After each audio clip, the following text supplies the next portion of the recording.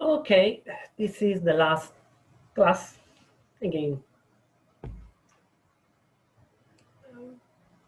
We now present.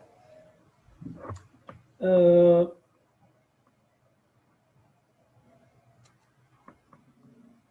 mm,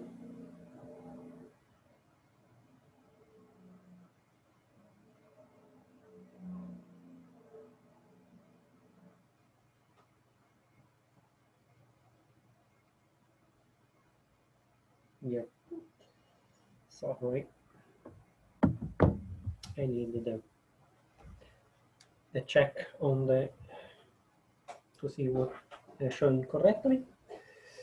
This I put it's a nice overview of the star evolution. Not perfect actually, because here are putting that helium flash up to essentially the minimum, not is interrupt are more or less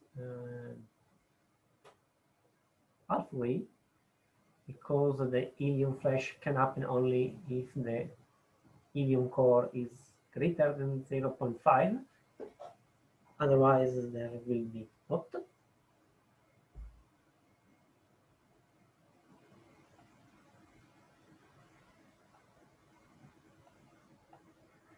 But more or less an idea is there. Also, yeah, it's the minimum for the, I think it's quite older, this value for the limit for starting to have black hole and other changing in time.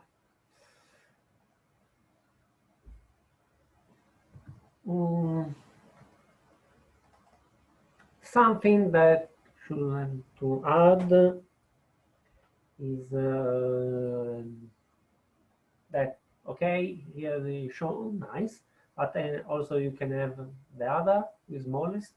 You can have a pulsar forming not a black hole but a pulsar. Then we form also the other pulsar. So you have a pair of pulsar that the first was studied really well in the 60s and produced a Nobel because looking at the energy of the system we're losing was an indirect proof of gravitational waves.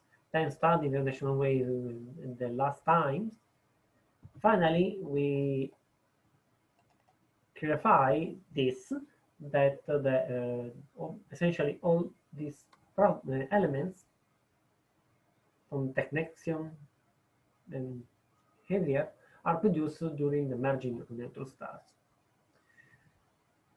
The neutron stars merge, disrupt, because sometimes are also surviving and to are a little bigger, but obviously it's quite easy that if you choose neutron star fuse completely, it should collapse in black hole. So you have a certain amount of material that in that case was more than one solar masses. It was ejected as neutrons, block neutrons. Neutrons in this way are unstable, start to decay because you have too much in nuclei, and produce a lot of element and also a lot of rapid rapid process, because there was an enormous amount of neutron hitting around also the cloud. There could be in the interstellar matter, there could be around the two pulsar. It's show Big Bang essentially. Okay, and hydrogen in helium principally done only by hydrogen only by Big Bang. Helium principally by Big Bang. Then there is a small part from exploding massive stars and dying low mass stars. And by the wind, they're losing some part. As you see, as we show that lithium, beryllium, and boron are quite complicated to produce because 2 helium are not producing beryllium, because beryllium with 8 atomic mass number is not stable. So it will decay, are just produced by cosmic ray fission, the oscillation. The element on dust, the cosmic ray heated, probably cosmic ray produced by supernova, and destroying or split or just break, take away something from a heavier element and produce the beryllium and boron. Lithium produce a little something produced during the Big Bang, nucleosynthesis, that usually is consumed by the star when forming. Something is produced by spallation of cosmic ray, like beryllium and boron, and partly is also in dino-mass stars and during the last phases in AGN planetary nebula, probably with S process. I don't remember. I admit. Okay, this is artificial. Then we have exploding massive stars and exploding white dwarf, core collapse supernovae, and thermonuclear supernovae. As mentioned, core collapse produce a certain amount of iron group, okay, this part. Then there is all the part for the S and R process above, probably more S.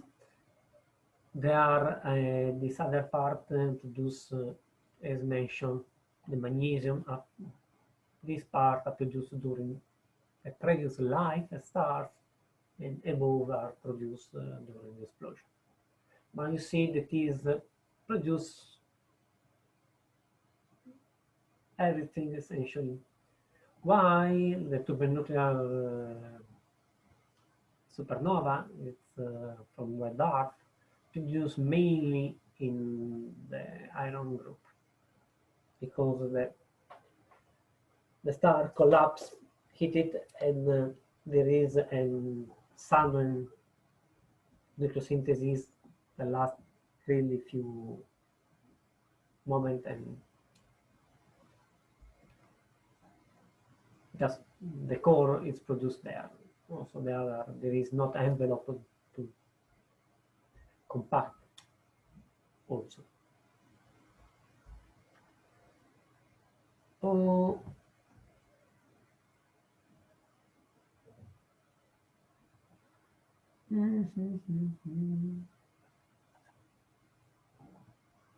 so passing to variable stars. Variable stars are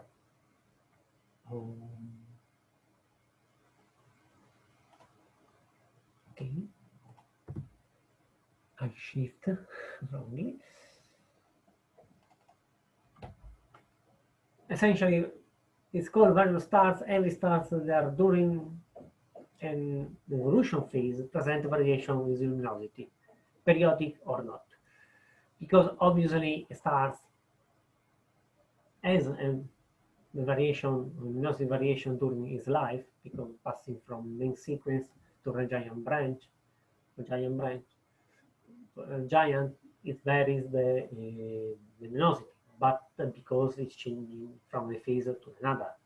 We are talking about inside a specific phase, or to be more specific, when occupy a certain position in the Epstein-Russell diagram, in the temperature luminosity diagram, should be still there, should be have a constant luminosity, then instead they are changing. According to the general catalog of variable stars that are maintained by AIU. There are enlisted like 110 different groups and subgroups of variable stars. But the two main groups essentially are the intrinsic and the extrinsic. The intrinsic is when the variable depends on the object itself. So it's very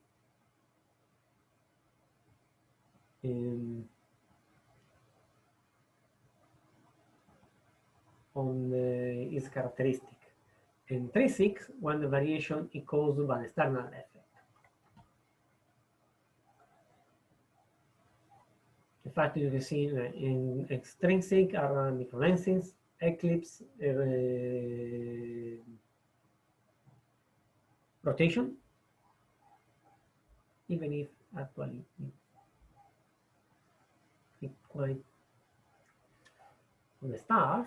And intrinsics are auto-eclipsing. That means that are dust produced that eclipsing, like some explanation. Also the Betelgeuse, Betelgeuse. It's the last dimming seems was due to the spot on the stars, enormous sunspot, and this cause decrease, and so this kind. Eruptives when they're producing locally on the photosphere quite a lot of energy, usually due to the magnetic field, cataclysmic, are variables that are and variation in luminosity is due to event really strong, really lot of energy production, pulsation, classical, secular, that I think they are long period, really long period, or increasing, further increasing. This is the map. You see variable trees, the extrinsic, intrinsic, extrinsic. This is all the variability that are also non-stellar, so asteroids, that for rotation, eclipsing, the stars. You have microlensing, the eclipse for asteroid, chance, planet around the stars, eclipse in binary, the several type, rotation that are connected, the eclipsing by inside that are due to formation of dust around, so they are eclipsing in for example, dust visible are not the dim. Probably in the infrared there is an increase in luminosity. Essentially the opposite of when we start to go out protostellar. Protostellar it's obscure and then clean. Here it's producing the dust itself. The eruptive. Well, there should be also Tauri, if I remember also that Tauri is an eruptive. UV Ceti are the famous red dwarf that produce flare on the surface that are could be good for planet with life because last really long. They are red dwarf in the main sequence, but tend to have a really strong explosion in the surface, and that can be problematic. Cataclysmic, they are the novae, dark novae, Urge Minorum, supernovae, and symbiotic, pulsation, a big family, and secular, photometric and periodic. Then IGN are not our interest.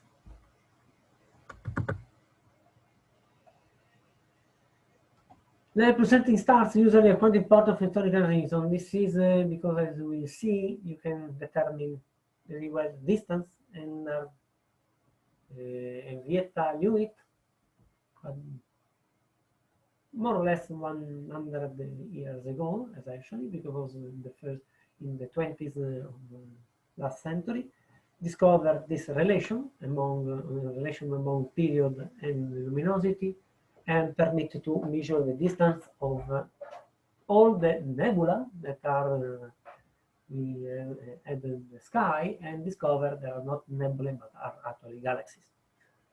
And this change all the cosmology, essentially, because it create mostly the cosmology, because they use this measurement to determine the Hubble law, actually now is Hubble Lagrange, because it was discovered before by Lagrange, and also to pinpoint essentially all the nearby galaxies. The pulsation, you see there are a lot. The most famous usually are the one in the instability strip. This one that is characteristic for instability in the inside the envelope for the ionization. But essentially every single place has pulsating stars. This one are the instability, the dwarf, white dwarf in the instability strip, you see, but you have essentially everything. You have the Mira, they are here. You have almost every position is pulsating type. There are more, this is just a pulsating variable, because one famous missing, oops,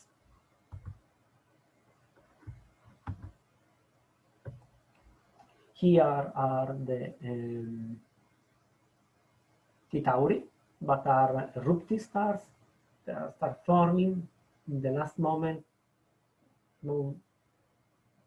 between protostars and the single stars. They are with a strong emission on the surface.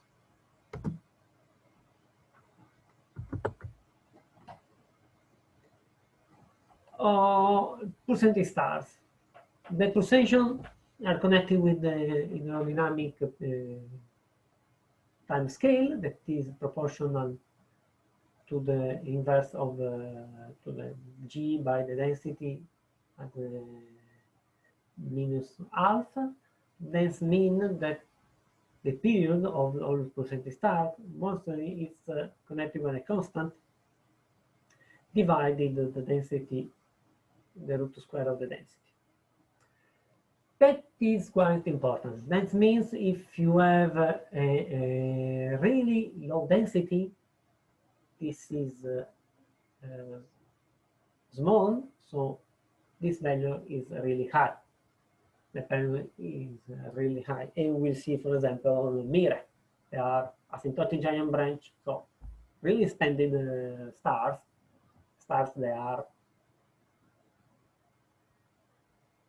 probably arrive at the 1000 solar radius, but a red giant that is smaller is 100, so really big. So the mean density is really low. More is the density also in the area. Consider that the asymptotic giant stars have not more than, for low mass stars, doesn't arrive to the 0.7, 0.8 maximum, and for intermediate are not more than 5, 6 in general. So it's really low density. If you are really dense, like a white dwarf, this thing can be really small. And in fact, we see that the value I mentioned are period of the second, fraction of the second.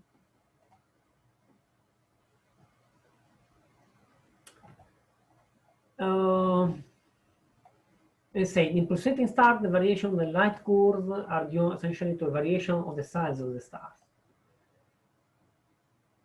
I prefer not to say of the radius, because essentially it can be radially uniform or not. not changing uniformly the radius everywhere.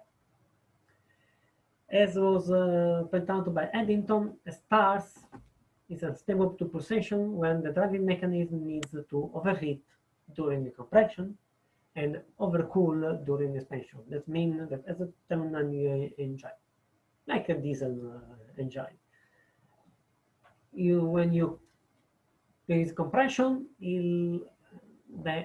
usually, as we saw, we compress, you are losing energy, so it's cool down. The energy is escaping. But for stability, if you compress, the temperature goes up, heat, and the process they are heating is a process they are eating, essentially. And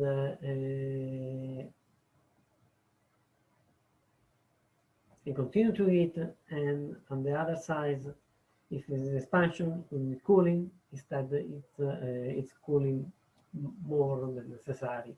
They can expand it even more.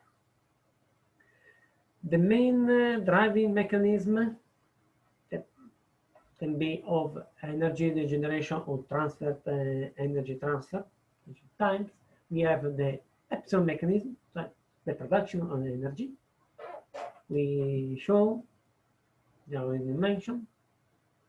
In this case, we need the compression cause the pressure and the temperature to increase. These two. So if they are to increase, the two coefficients are positive, everything increases, and they are produce more energy in the region when there is instability. When there is expansion, the two decrease, the energy decrease, and also is turning off, so you are losing more because there is the flux of radiation in the region, because it's losing energy by radiation, and then the production are quenching. The thin shell instability is quite an example of this situation, and the thermal pulse is an example of this pulsation. For example, we have this thin shell instability that causes the stars to increase and decrease a lot. It is because the compression start a lot and the heat up and start to have more up. There is this break of the situation and goes back, but continues the process. Another important example can be this mechanism is in extreme mass stars, more than 500 solar masses in population 3. That is essentially the first population produced, the one with no metallicity, just iron and just hydrogen and helium. 75% hydrogen, 25% helium. Another, but essentially this one for main known that we mentioned, and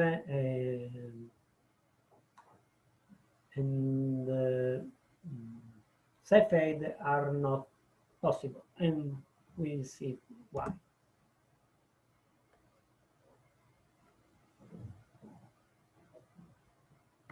We'll see why. No.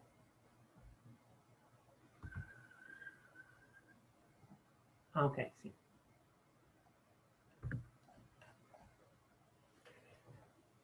The other is the kappa mechanism, opacity mechanism.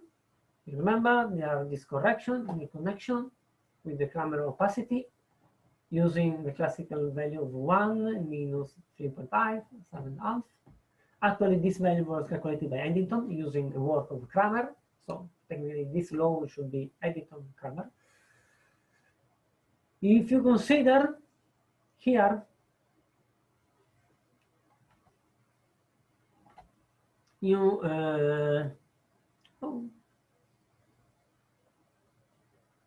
you have that in mean it's more or less of this slope, but actually not everywhere. You see there this really low temperature is negative, then it's positive, then start to be negative, more, there are some bump. In this part, more are quite similar. This is not perfect actually. I forgot to say this is on book. Anyway.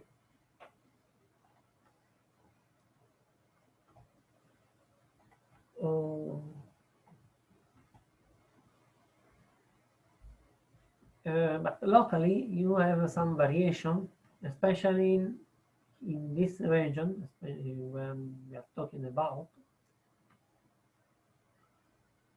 less than 40,000 Kelvin, where actually the capacity are increasing with the temperature. Usually you compress, you heat the gas, increase the temperature, the opacity is go with -3, 4 essentially in an hour. So a small increase of temperature can be a really strong decrease in opacity. So the opacity decrease and the radiation, the energy can flow better. You remember the gradient of temperature is proportional to the opacity. So if you decrease the opacity, the gradient is smaller. That means the temperature will decrease. And this, so you have process compress, try to heat up, and then this increase in temperature is quenched, is slowed down. If you have this one happen the opposite, you increase the but in this range it's positive, is the B is positive. So if you compress the temperature high, capacity increase for in this area. So block more heat energy, storing damping in the region. Then all the energy is collected in this part. During the expansion and during the cooling, it goes down. That means that instead the opacity which is to increase, that permitted to maintain more energy. Here the opposite here, and so heat up and correct. What happens is that the opacity goes down, permit to flow more energy, and all the energy was blocked down, is like containing there, is flowing again, permitted to expand even more, because the gas are giving this all this energy and permitted to expand even more. So in this case, what happened that during compression, the compression is not stopped, and during the expansion is increased.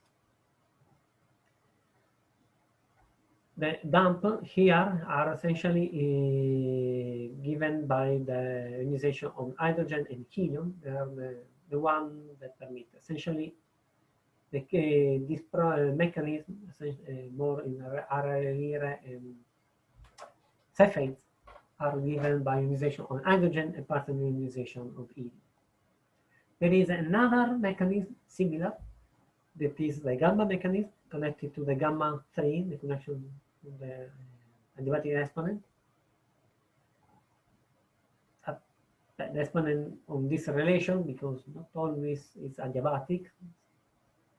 Easily some of these processes are not adiabatic, so that is not exactly the adiabatic coefficient.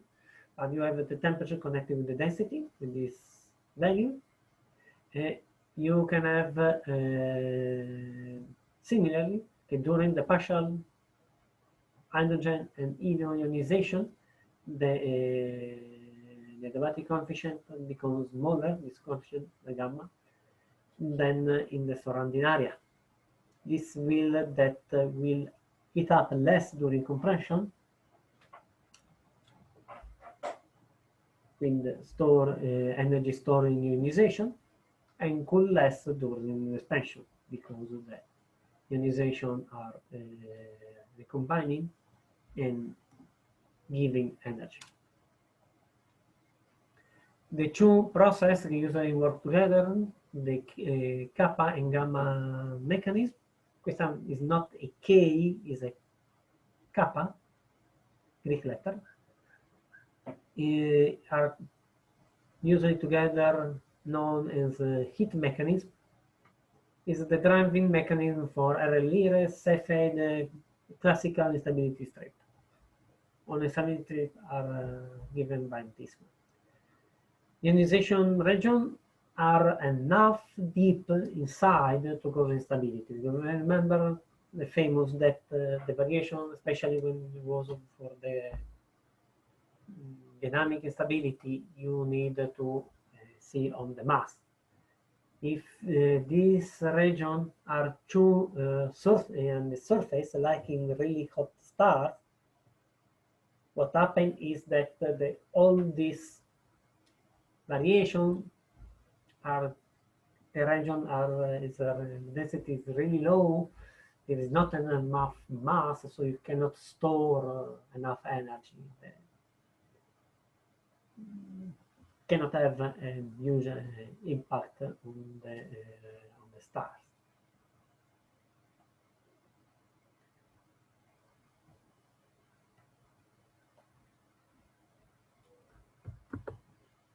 This is also why you see the stability strip.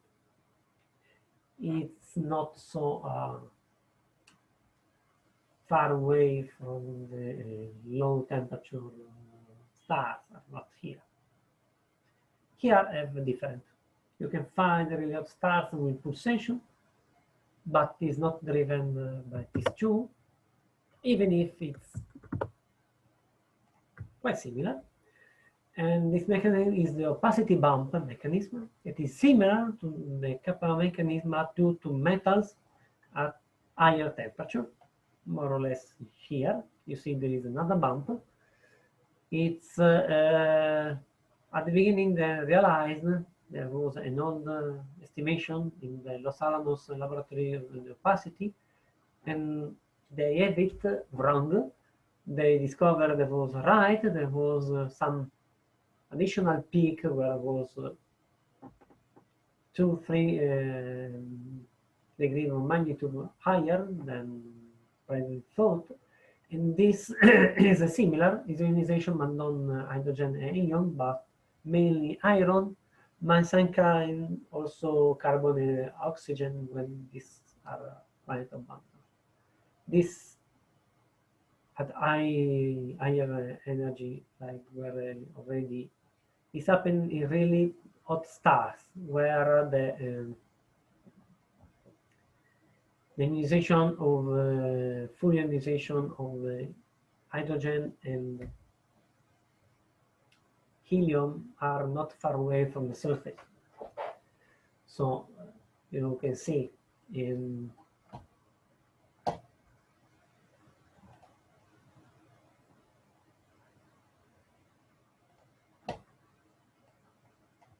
oops.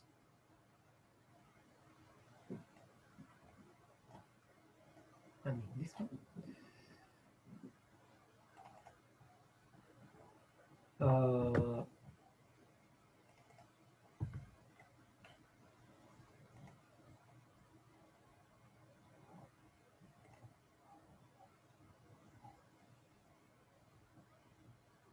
Now I forgot what I was want to show.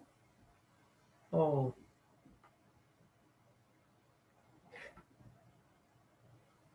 Yeah, now remember.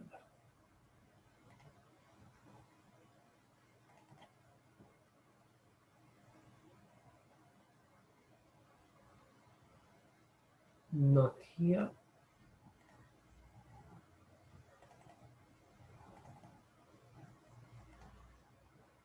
if you look at the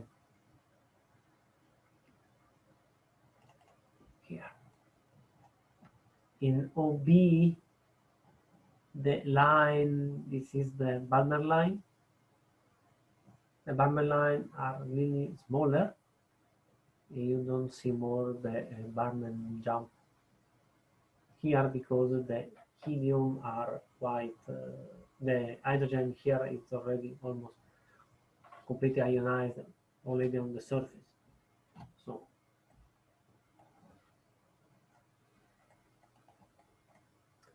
in this case, the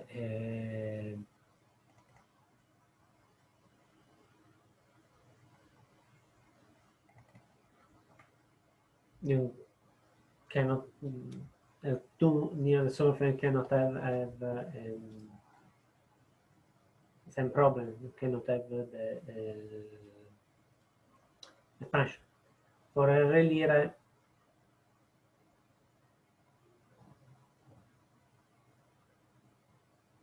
yeah, okay. Relire is inside are really when spending there is enough mass, are quite cold, so this region are quite low and can start interact. Yep. Sorry. This one. Then a few list of the famous radial pulsator, Beta Scuti. They are main sequence stars.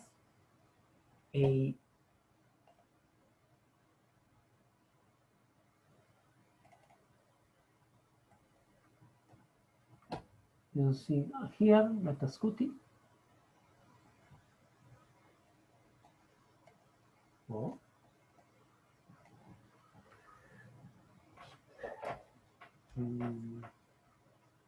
Spectral classification A, implementation fifth, that means main sequence.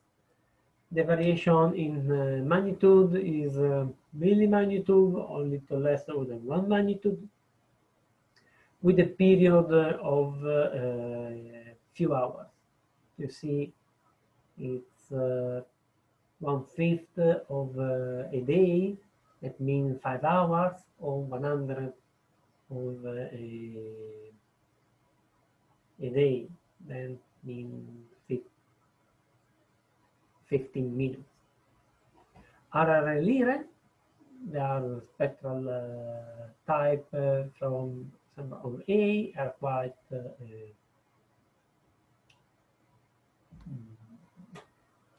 white color. The temperature is quite high. You have a luminosity more or less 100 times the luminosity of the sun. Absolute V magnitude 0.5. These values are quite fixed because, as we said, the mass is quite fixed, 0.5, 0.7 solar masses. So you have not a great variation. The variation can be in envelope caused to horizontal stars to be earlier, not to be in the instability state. So if they are not enveloped, are in the extreme horizontal branch, and otherwise it's too much is on the other, and you have really small change. And usually rarely are not metal pool variables, stars. You not see are rarely with more than solar, usually are.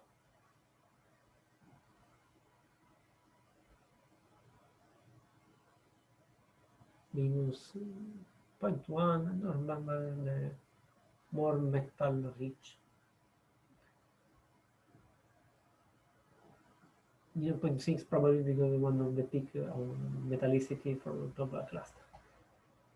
We have three types, A, B, and C, that depending on the mode that active. essentially you have the AB in one type and the C on the other, especially because of the characteristics are quite similar. AB have so light curve. You have a rapid increase and then a slow decrease in this way, while the C are more sinusoidal.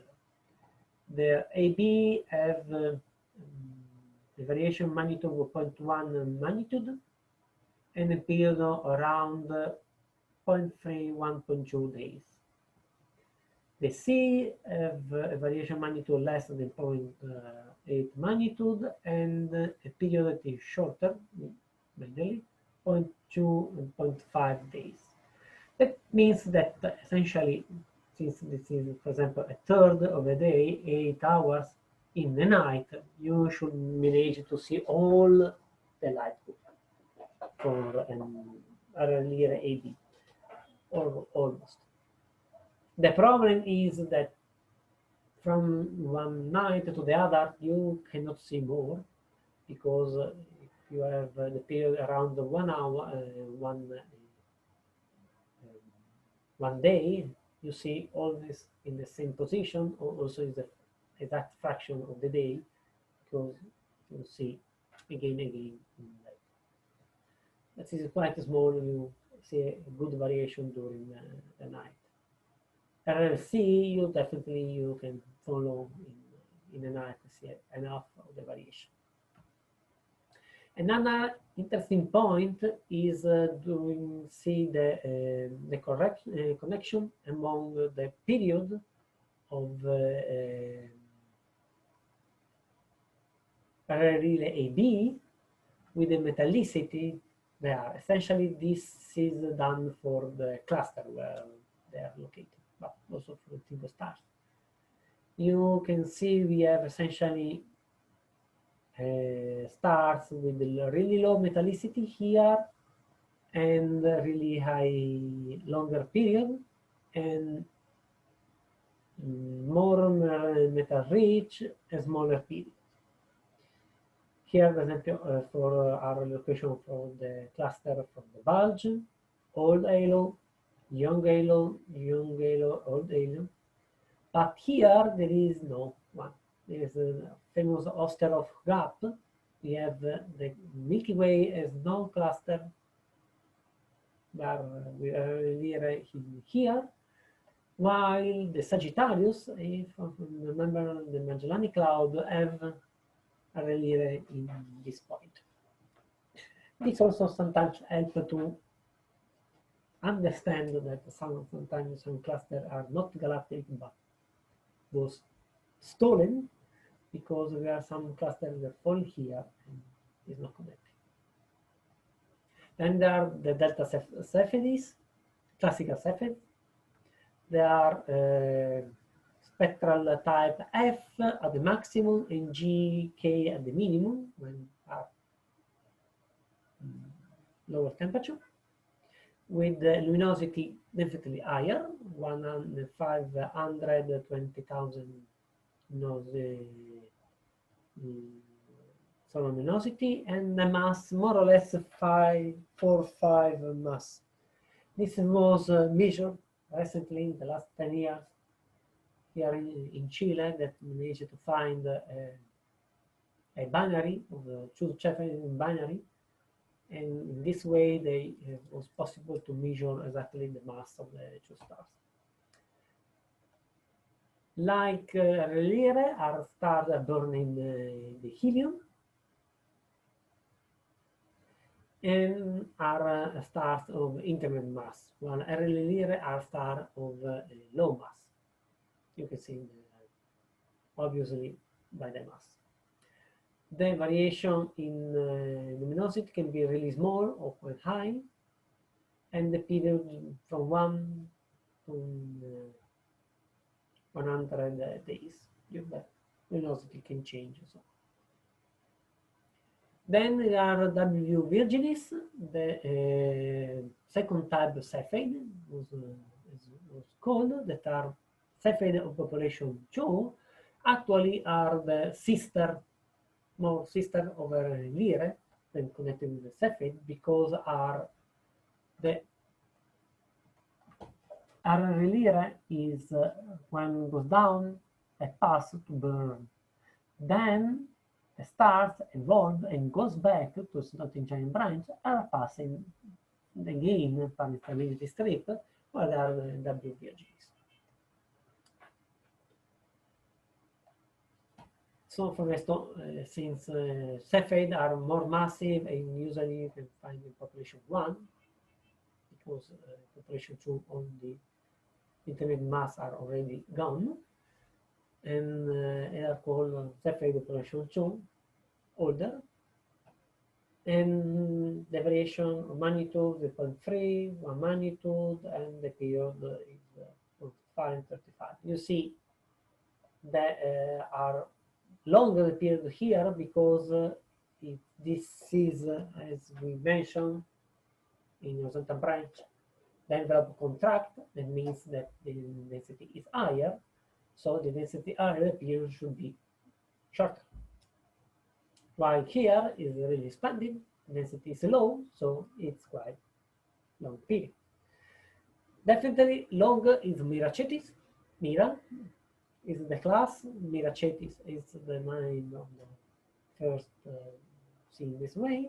They are asymptotic giant branch near the tip, this giant branch, mass 1 to solar masses, really big variation, 2.5, 11 magnitude, and really long period, 80 days to 100.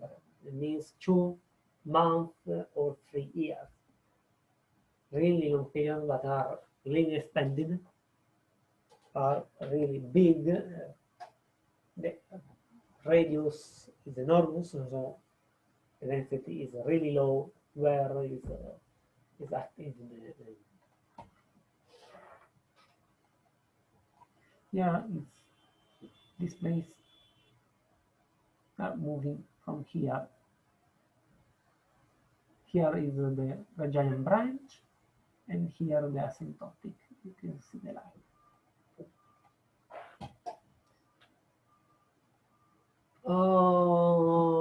What Relire and Cepheids are quite famous because Relire Cepheids in general, also this one, because it's essentially a big family. It is three because are the same, are always stars burning in helium, but in the core, here in the shell, more or less in the same evolution phase, one at the beginning, this one at the end. It is a famous, strong periodic luminosity relation that permits that measuring how much is the period to understand how much is the mean luminosity of the stars and pinpoint the position.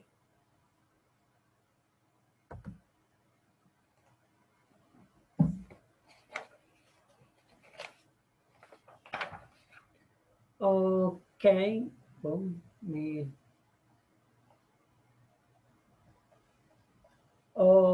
interesting part also about variable are the part in cataclysmatic, apart the supernova we already mentioned. They are the little sister, because similarly you have a giant that using material on the white dwarf is producing the material falling on the object, compact object on the white dwarf, or is producing a disk, an accretion disk. These produce what are quite famous, the class of cataclysmatic variable.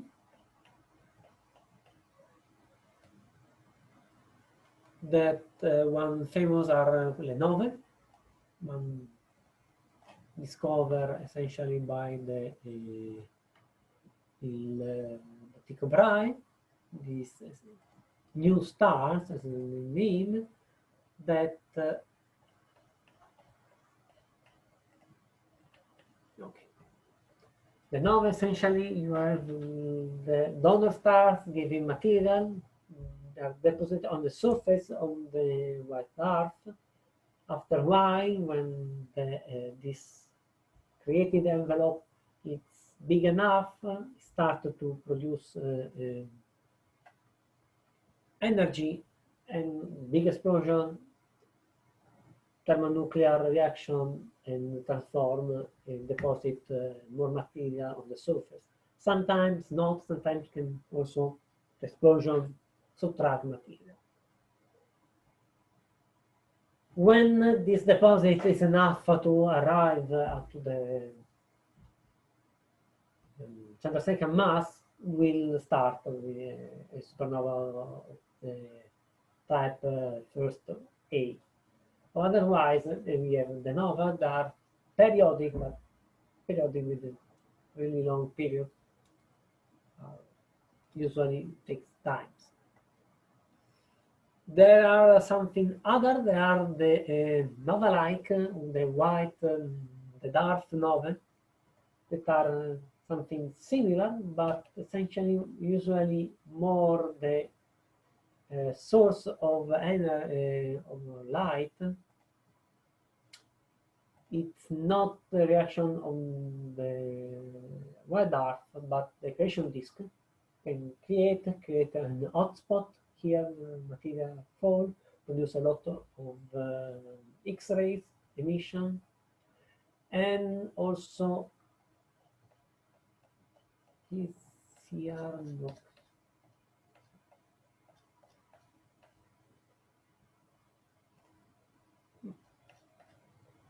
You can have production here and on the where the material is falling on the contact object because there is a friction. Then the disk, due to the internal friction, because it's not rigid rotating, but internally are rotating more than outside, so some friction is heating up also by losing energy, additional energy. I can start to have a really bright surface and like little explosion of luminosity, not actual explosion, but really increase luminosity. The luminosity goes over the Eddington luminosity and the disk is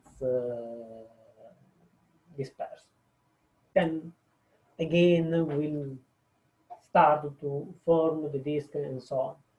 And according to how much is dispersing, to be you have a really periodic one and other less periodic.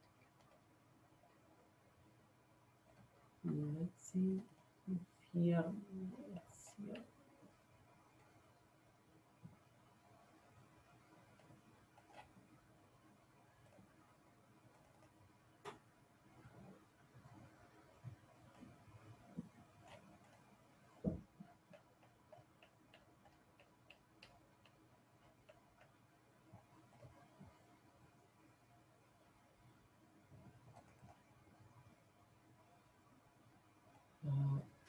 Here. This is quite a famous one. SS Sirius. It was observed, you see, almost one century, and in periodic emission continuously. More or less constant. Sometimes are less. You can have several variation, depend smaller, bigger in time.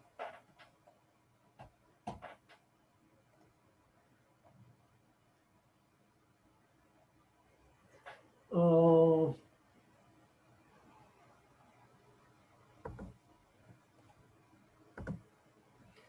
oops, I forgot to cut this one.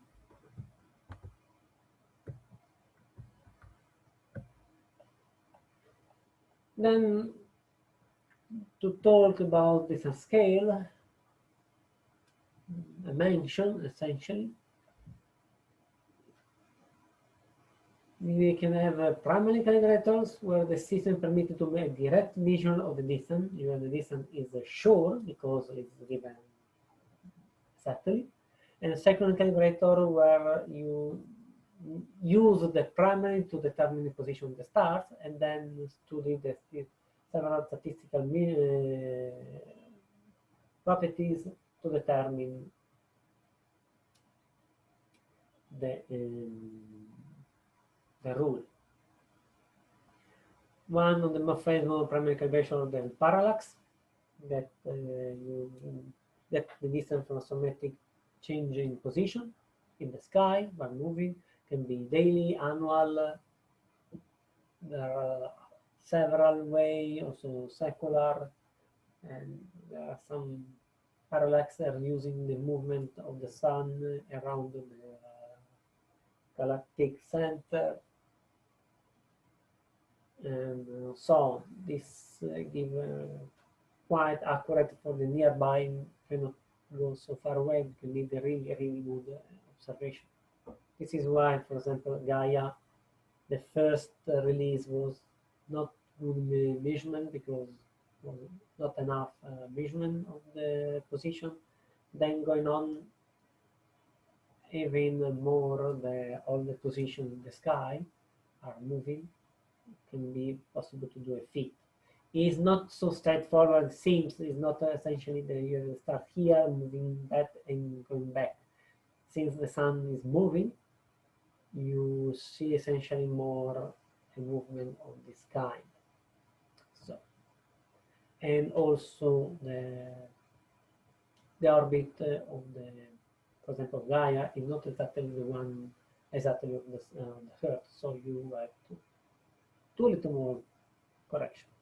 You can have a photometric parallax. Essentially, the flux of the stars vary with the distance. So you have the difference in apparent and absolute magnitude is given from this ratio of the flux given by the ratio of the distance. It's called a distance module. You can use spectra to determine the luminosity and the temperature. And so the absolute luminosity and the volumetric luminosity and the effective temperature. So in this way to calculate the distance and the reddening, or additionally you can have fit the CMD from cluster, several, and permit to vision. They are not perfect because this way it's a little more, but are always some certainties in several the really good spectra to measure these two perfectly together. And also usually you can get the reddening and correct. In some fitting is difficult to fit. Also the isochron depend on the metallicity. There is a degeneracy among distance, metallicity, composition in general, because it's not only iron metals, but also changing the anion and the reddening. So I have some problems. So you can understand these are not exactly perfect as a primary. It's more secondary. You sometimes use an estimation of metallicity to use it. There are family and Cepheid also mirror. The mean magnitudes it's depend on the logarithm of the period, depend on the logarithm of the composition, the constant. You need to calculate this one for every kind of variable. This was the problem at the beginning of the Cepheid because there was a Cepheid, classical Cepheid, and calculation two Cepheid that have different, also because different composition, so cause a problem in the estimation of the distance. There is nice about the Westlake method, essentially start with the fact that the luminosity depends on the radius and effective temperature. If the star changes the radius, like in pulsating, earlier said, also luminosity will change. So if you follow, you have the spectra, you can measure the radio velocity of the photosphere, here the radio velocity in the line of sight. You can integrate from the point T0 to point T1 and see how much the radius are changed. So you can put here, knowing the effective temperature, you calculate the change in luminosity, and with obtain to know the luminosity, so the distance. It's not perfect, but during pulsation, time effective temperature varies, but are not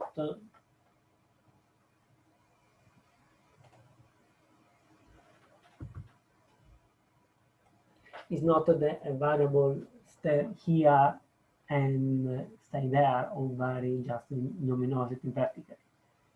It's a loop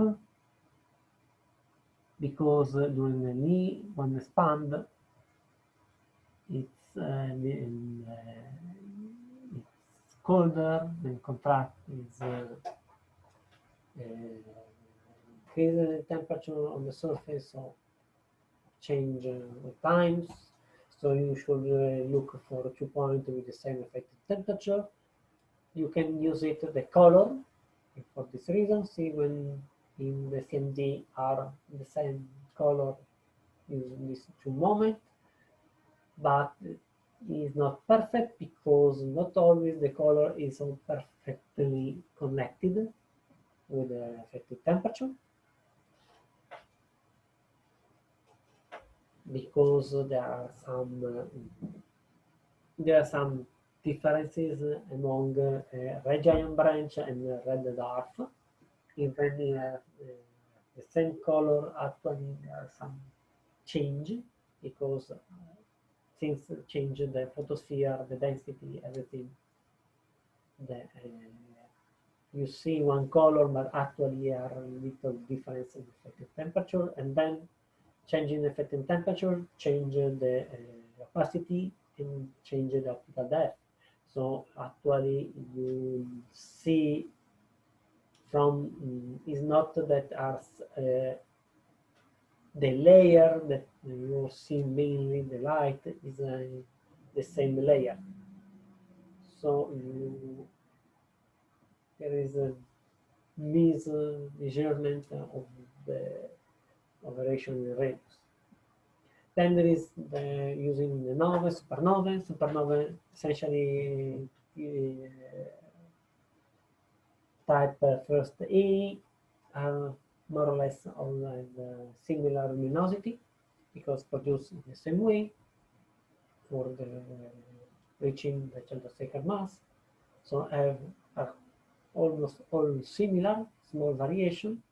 Core collapse can be used, but a little more variation depending on several factors. Nova can also have similar light curve, so can be used. Also, there is a luminosity function can be used, like for planetary nebula we talk about. We show that the luminosity function show that the planetary nebula have a maximum luminosity. That is quite obvious because we saw that it's the stars are not more than one certain mass, so cannot have any type of luminosity, and the limit, upper limit, so looking, this can be used for distant galaxies, looking for planetary nebulae, see what is the maximum luminosity. That is easy because it's you see mainly the most bright object. And you can have more or less the distance. It's something similar mentioned in globular cluster system.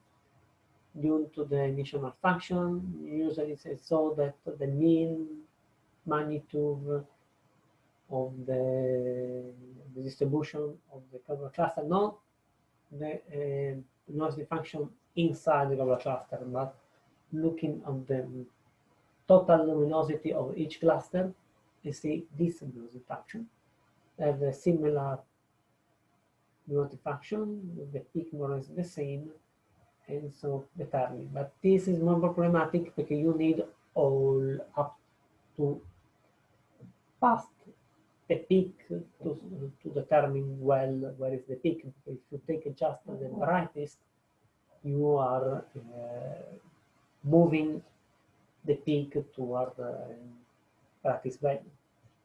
So you are considering that the galaxy is nearest the what it should be.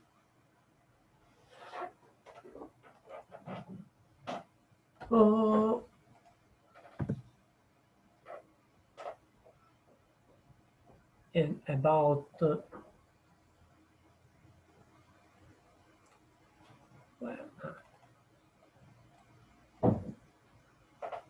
supernova type 1 first.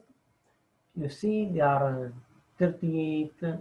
You see that the shape is more or less the same, so it's not a bad idea to use it as a standard candle. Also, one reason I wanted to show this because Barbon was my professor,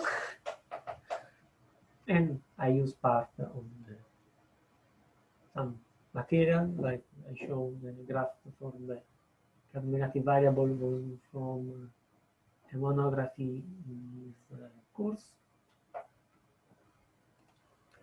Also, something can be nice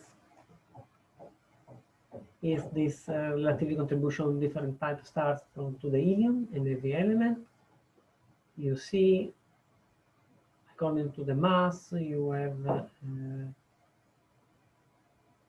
the remnant is here, supernova from supernova, production in the wind, metal in the wind from Wolf-Rayet stars, metal in the CAO in the supernova, and this is another professor that I used. The famous say that I was using the notes, the book, mainly in the first part, also something in this part of the evolution. Oh.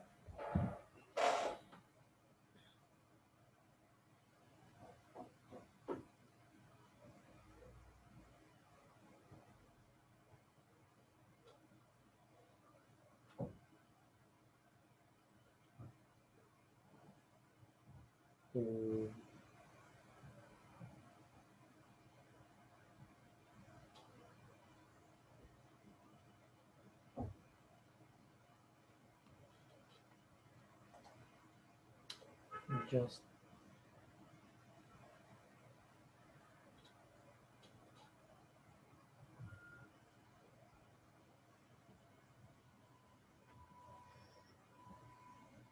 sorry here. This something I want to finish to mention some photo I take during some conference. This about during supernovae shock breakout that when starting the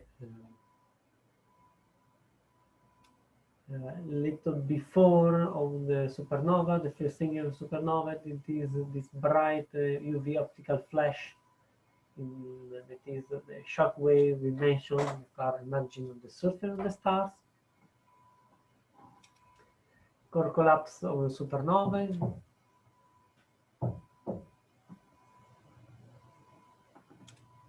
We have the type 2 plateau linear type, the type B, the type 1C, and here shown little evolution. Up here intermediate mass, here more massive, and you see that there is one loop, then move far away, are evolving at higher temperature. Usually all the other evolve here and then move there to die. The massive are quite strange to evolve a little here, then finish here the evolution, and then they are dying here. You see the several diversity type of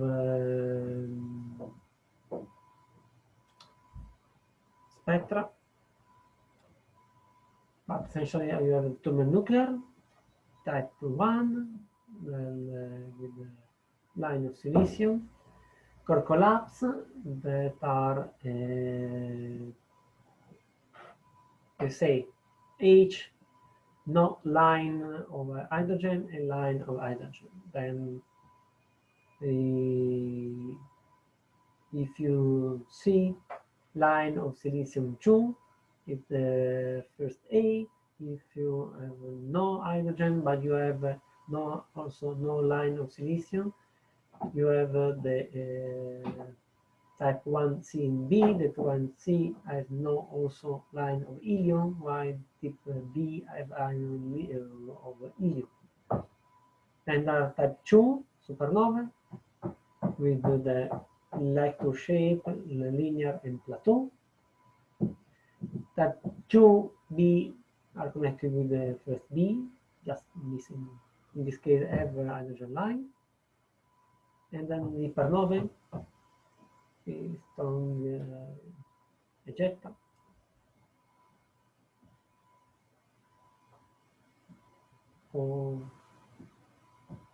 This is nice.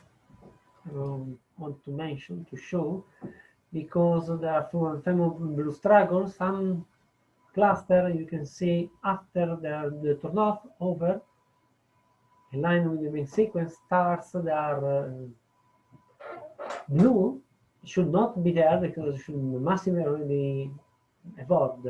Actually are stars that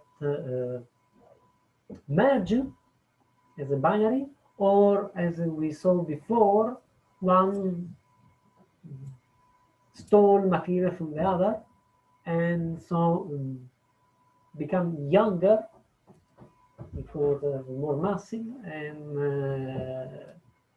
stay in the main sequence in the bluer part. Essentially came from here, fusing, and move here, stealing, or just fusing with another.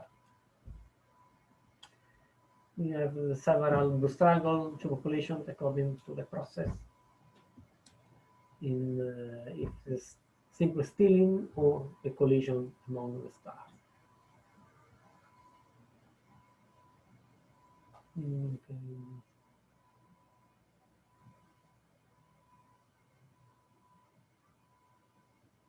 Not important.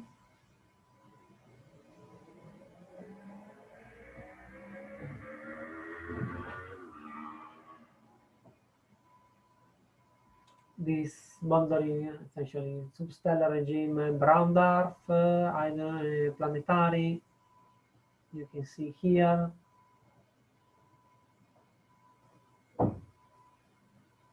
Brown dwarf should be this regime, because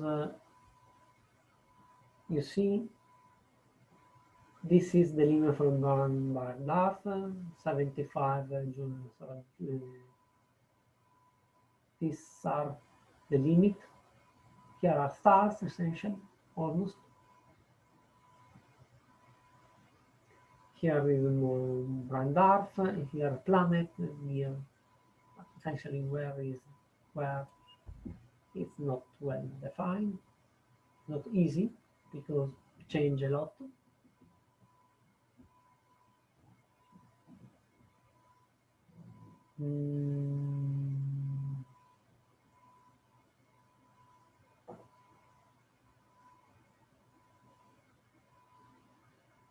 No,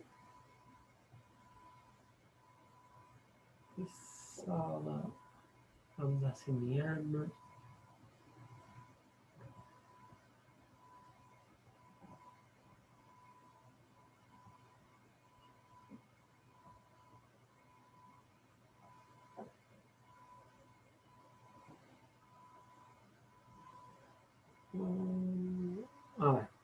Deflagration detonation of the carbon, not.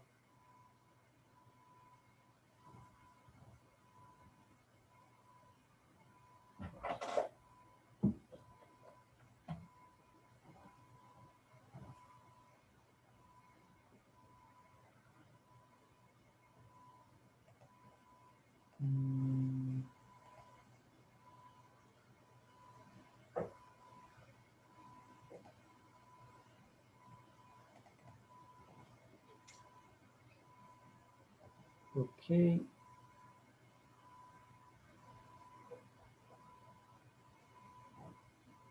Let's see if there was something.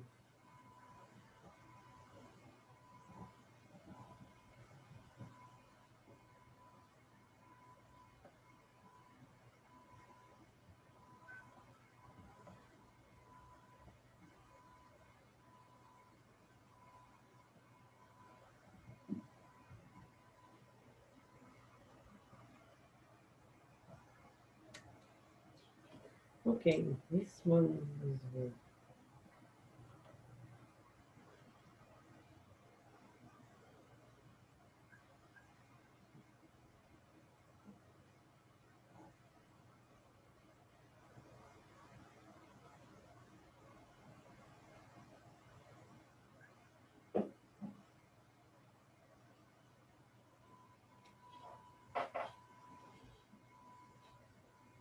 Okay, well.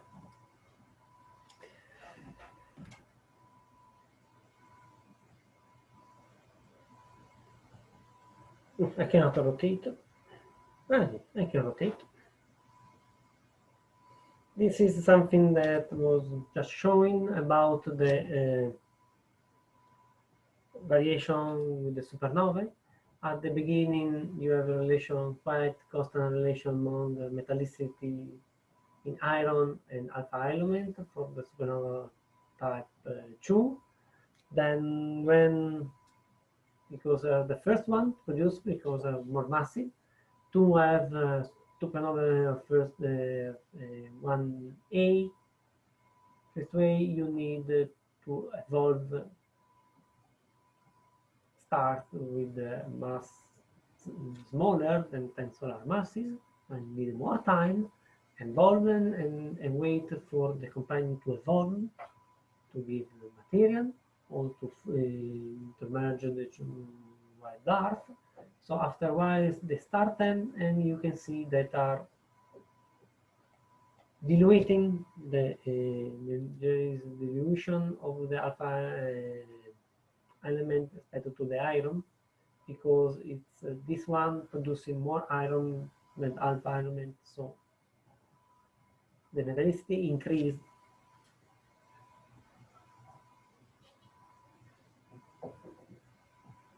Metallicity increased and the alpha element are here is alpha divided iron, so proportion decreased.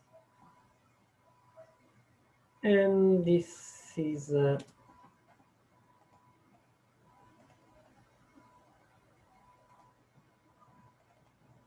and I don't think there are something more that I wanted to show.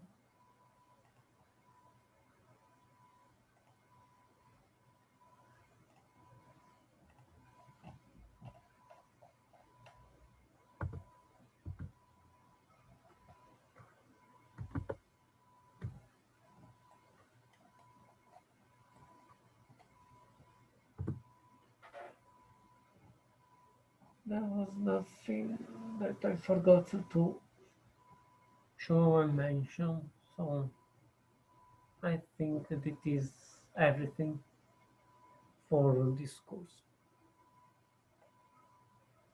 There are a lot of things that would be nice to show, to talk about, but this was the last class. So, bye, and